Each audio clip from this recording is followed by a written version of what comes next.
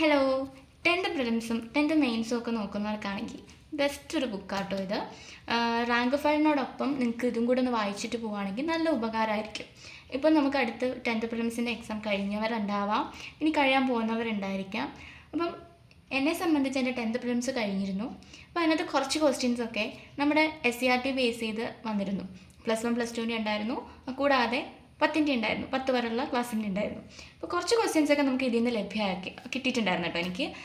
അപ്പോൾ ഞാൻ അതുകൊണ്ടാണ് ഇന്ന് ഇതിൻ്റെ ഒരു റിവ്യൂ ആയിട്ട് വരാമെന്ന് വിചാരിച്ചിരുന്നത്.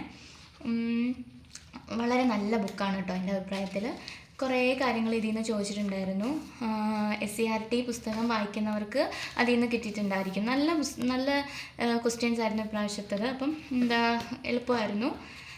അപ്പോൾ ഇതിനകത്തുനിന്ന് കുറേ ക്വസ്റ്റ്യൻസ് വന്നിട്ടുണ്ടായിരുന്നു കേട്ടോ. ഈ ഒരു പുസ്തകം ഇറക്കിയത് വളരെ അച്ചടക്കത്തോടെയെന്ന് വേണമെങ്കിൽ നമുക്ക് പറയാം. നമുക്ക് ഓരോന്നും അടുക്കിനും ചിട്ടയ്ക്കുമൊക്കെ കറക്റ്റ് രീതിയിൽ അവർ നമുക്ക് വായിക്കാൻ വേണ്ടിയിട്ട് ഈസി ആവുന്ന രീതിയിലാണ് ഈ ബുക്ക് ഇറക്കിയിരിക്കുന്നത്.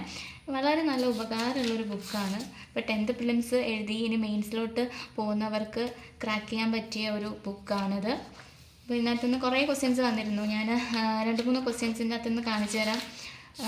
വന്നത് ഓർഗനോയിഡ് നമുക്ക് വന്നൊരു ക്വസ്റ്റ്യൻ ആയിരുന്നു. അത് ഇവിടെ നിന്നുണ്ടായിരുന്നു. കൂടാതെ പിന്നെ ലൈക്കൻസിനെ കുറിച്ചുണ്ടായിരുന്നു. ലൈക്കൻസും ഇതിൽ നിന്ന് തന്നെയാണ്, ഇവിടെ നിന്ന് തന്നെ ഉണ്ടായിരുന്നു ക്വസ്റ്റ്യൻസ്. ഞാൻ കാണിച്ചു തരാം. അപ്പോൾ ഇങ്ങനെ കുറേ ക്വസ്റ്റ്യൻസൊക്കെ നമുക്ക് എന്താ പറയുക, ഈ ഒരു പുസ്തകത്തിൽ നിന്ന് കിട്ടിയിട്ടുണ്ടായിരുന്നു. വായിക്കാൻ താല്പര്യമുള്ളവർ വായിക്കുക.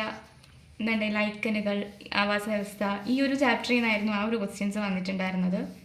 അതുപോലെ തന്നെ ഇതൊരു സയൻസ് ആണെങ്കിൽ അടുത്ത അവരുടെ സോഷ്യലിൻ്റെ ഉണ്ടായിരുന്നു.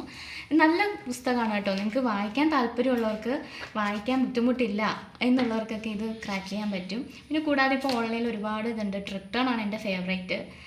വൊക്കാസ്പീഡിയ ആയിരുന്നു. വൊക്കാസ്പീഡിയയുടെ ക്ലാസ് ഞാൻ കേൾക്കുന്നുണ്ടായിരുന്നു. ട്രിക്ടണും കാണുന്നുണ്ട്, ജെറിൻ സാറിൻ്റെ ക്ലാസ്സുകൾ. അപ്പോൾ നിങ്ങൾക്ക് ഇഷ്ടമുള്ള ക്ലാസ്സുകളൊക്കെ നോക്കുക. അടുത്ത 10th പ്രിലിംസ് എഴുതാൻ പോകുന്നവർക്ക് ഓൾ ദ ബെസ്റ്റ്. നല്ല രീതിയിൽ എഴുതാൻ പറ്റട്ടെ. നല്ല ബുക്കാണ് കേട്ടോ. അത് പറയാൻ വേണ്ടിയിട്ട് വന്നതാണ്. Thank you.